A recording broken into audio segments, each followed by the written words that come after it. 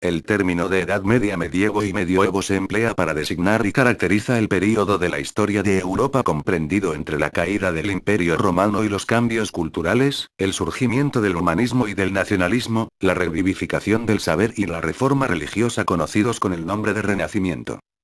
Dentro de este período conoceremos la historia de la ciencia lingüística, y para esto comenzaremos por mencionar aspectos de la historia después de la caída de Roma, que se relacionan y hacen mención de quién, cómo y cuándo surge la lingüística.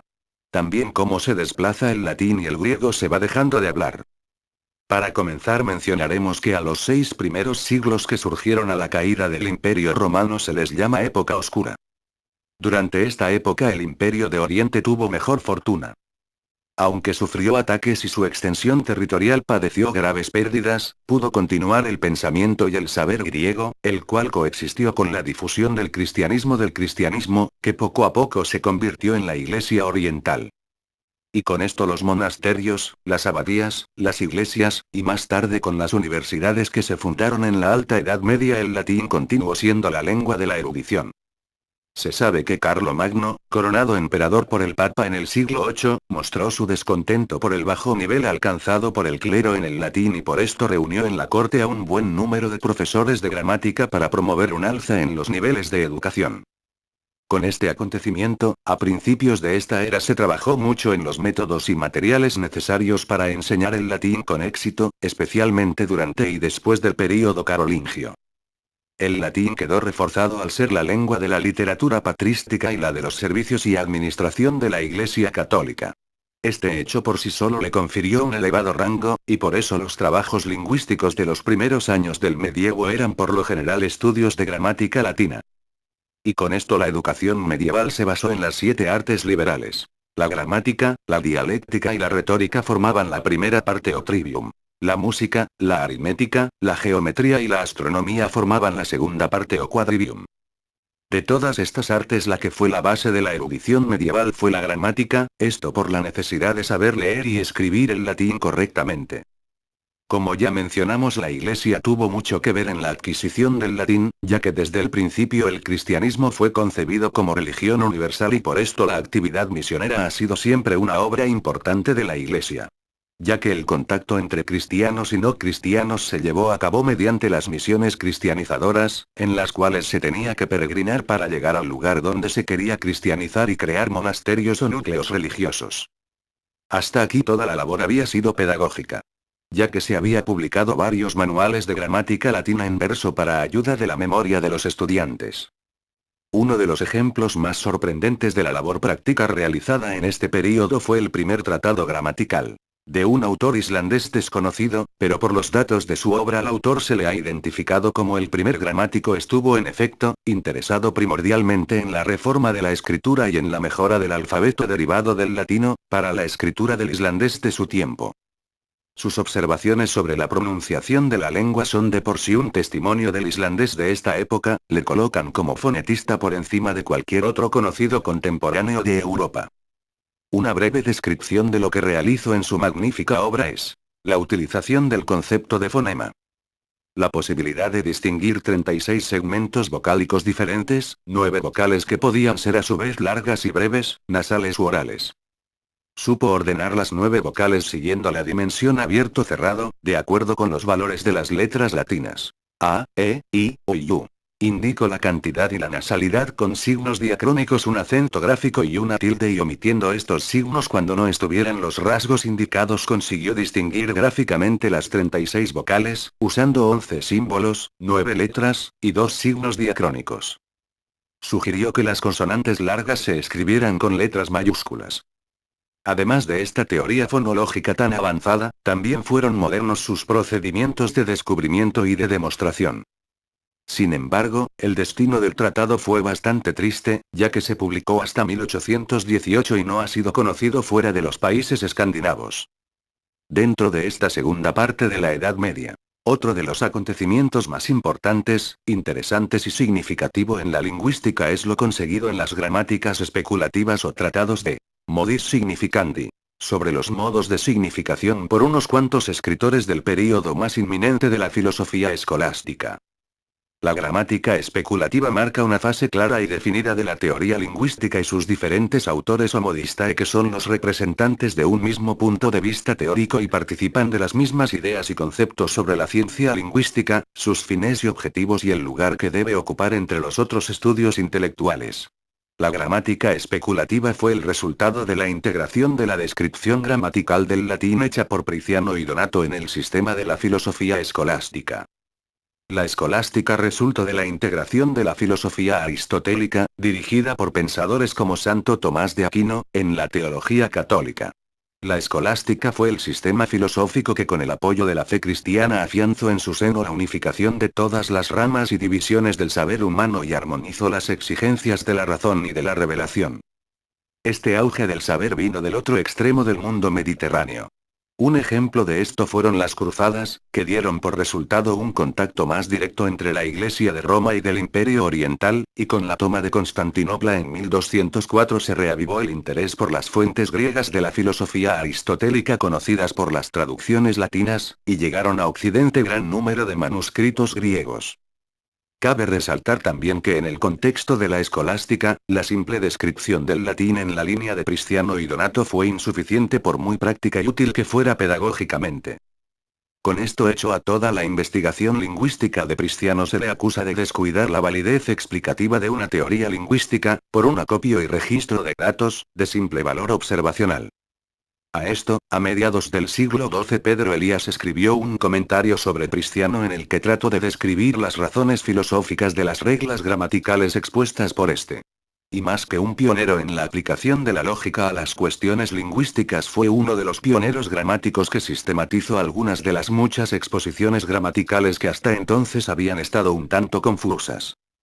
Desde este momento el papel del filósofo en la gramática fue fundamental. Y con esto la parte teórica de la gramática, diferenciada de la escolar, fue de incumbencia de los filósofos. No es el gramático, sino el filósofo, el que descubre la gramática tras minuciosa meditación sobre la naturaleza de las cosas. De conformidad con esta actitud, nació la idea de una gramática de base universal. En el siglo XIII Petrus Hispandus, que más tarde fue el Papa Juan XXI, hizo referencia a la diferencia entre signicatio y supositio como propiedades semánticas de las palabras, independientes aunque relacionadas. El significatio puede traducirse por el significado de una palabra y fue definida como la relación entre el signo o palabra y lo significado. Con base a esta relación semántica, un determinado signo actúa de sustituto, o en el lugar de una cosa, lugar de acontecimiento, o también de un conjunto de tales cosas. Algunos lógicos y gramáticos hicieron una distinción adicional que comprendía la oposición de materia y forma, es decir, suposición formal y suposición material.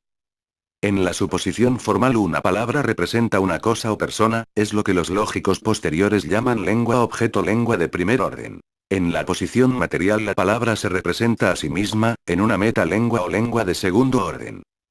La lingüística modista medieval se centró en la gramática dado que el latín se aprendió por doquier como segunda lengua y que era pronunciado con el acento de la lengua nativa correspondiente, no existió interés por los detalles fonéticos del mismo. La teoría de los gramáticos especulativos comprende una gran cantidad de terminología técnica que es necesaria de leerse con ayuda de, a menos, un texto modístico auténtico. Para esto el autor Tomás de Erfurt escribe una gramática especulativa, ejemplo más o menos tardío de la teoría modista. Tomás presenta la gramática de Prisciano y de Donato como reflejo fiel a la configuración de la realidad y de las facultades de la mente humana a la que se apoya teniendo en cuenta las pretensiones de los modistas y con esto damos cuenta del lugar que ocupó y de la influencia que tuvo en el pensamiento lingüístico medieval la obra de Prisciano. Ahora explicaremos puntos importantes dentro del trabajo de Tomás y comenzamos por ver que el sistema modístico habla sobre las cosas como seres existentes que poseen varias propiedades o modos de existencia, los llamado modi essendi.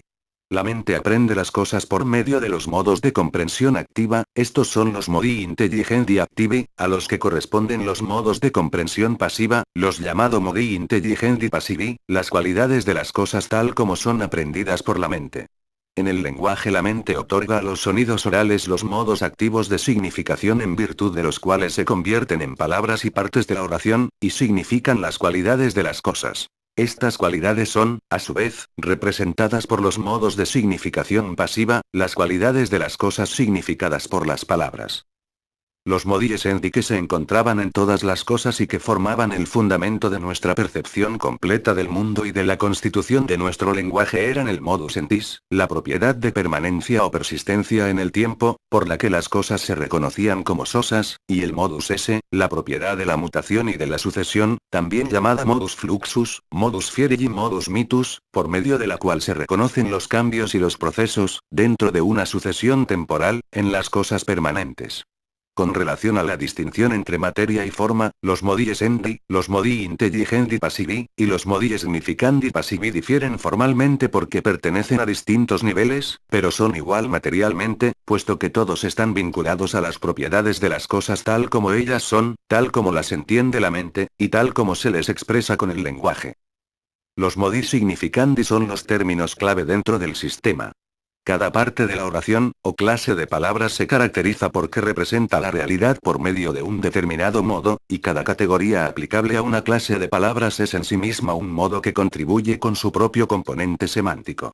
Este sistema de descripción, y la teoría que lo sustenta, puede compararse con los sistemas de Dionisio de Tracia y de Prisciano exponiendo las definiciones modísticas de las 8 clases de palabras del latín de Prisciano, interpretadas por Tomás de Erfurt. La primera llamada nomen que es parte de la oración que significa por el modo de existencia o por algo que tenga características distintivas. El segundo llamado verbum que es parte de la oración que significa por medio del modo del proceso temporal, separado de la sustancia. El tercero participium parte de la oración que significa por medio del modo temporal no separado de la sustancia. El cuarto pronomen. Parte de la oración que significa por medio del modo de existencia sin características distintivas. El sistema sintáctico de Tomás de Erfurt puede servir de modelo de la teoría modista. Otro aspecto de Prisciano es, que para que una oración fuese aceptable debía cumplir 3 requisitos. El primero. Las clases de palabras deben poder constituir una construcción sintáctica. Nombre y verbos.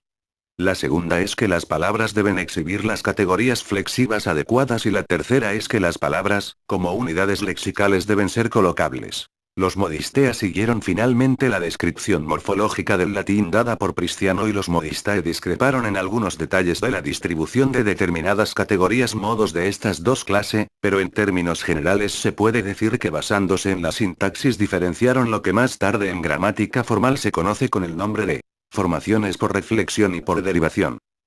Los modistae aparte diseñaron el sistema sintáctica que les permitió comprender con mayor claridad las funciones de ciertas clases de palabras como consecuencia llegar a una definición más refinada. La distinción entre nombre y adjetivo ocupó un lugar preeminente. Gracias a todas estas aportaciones como la definición de sujeto, preposicio, participio o verbo en el sistema de relaciones y categorías, que hoy en día ya no se usan en la gramática tradicional latina ni en la gramática de carácter formal, nos damos cuenta que hubo un avance muy notable en cuanto a penetración sintáctica, y desarrollo teórico y terminológico que los lingüistas modernos han encontrado aplicable e ilustrativo para el análisis formal de las lenguas clásicas y no clásicas. En consecuencia, el principal objeto de la teoría lingüística actual, la naturaleza de la gramática universal y de la lingüística en general, pueden considerarse legados de los gramáticos escolásticos. Por último tenemos un escrito de Siger de Courtrai. La gramática es la ciencia del lenguaje, y su ámbito de estudio es la oración y sus modificaciones, teniendo por fin la expresión de los conceptos de la mente en oraciones bien formadas.